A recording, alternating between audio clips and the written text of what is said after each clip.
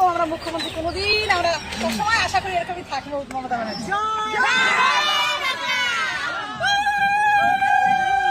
তো বলছিলাম কি কাকিমা, আপনাদের ঘরে নিশ্চয়ই বিয়ের যোগ্য মেয়ে আছে এবং সেই মেয়েটার আপনি বিয়েও দেবেন, আর বিয়ের সময় আপনি চাকরি করার জামাইও খুঁজবেন। তাই আগে থেকে বলে রাখা ভালো যে আমাদের বাংলায় কিন্তু জামাইয়ের দাম ভীষণ কম। মানে এই আপনাদের মতো পেটে বিদ্যা না থাকা কাকিমাদের থেকেও কিন্তু দাম কম। মানে আপনারা বিদ্যা ছাড়া হয়ে আপনাদের দাম হয়েছে 1700, আর ওরা বিদ্যা সম্পূর্ণ হয়েও ওদের দাম হয়েছে 1500।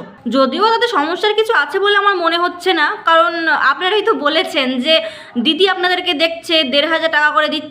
তো আশা করি আপনার জামাইয়ের ওই 1500 টাকা ভাতা এবং আপনার মেয়ের 1500 টাকা ভাতা, মানে টোটাল 3000 টাকায় আপনার মেয়ে জামাইয়ের সংসারটা খুব ভালো করেই চলে যাবে না। মানে আপনাদের লক্ষ্মীর ভাণ্ডার নিয়ে উত্তেজনা দেখে আমার এই কথাটা মনে হলো। সে যাই হোক, তো বলছিলাম কি কাকিমা, ওই মেয়ের বিয়ে দেওয়ার সময় তখন যেন আবার মানে বলে বসবেন না যে চাকরি করা জামাই চাই, মানে এই 1500 টাকা 3000 টাকা সংসার কি করে চলবে। কারণ আজকে আপনাদের জামাইদের অবস্থার জন্য এই আপনারাই দায়ী।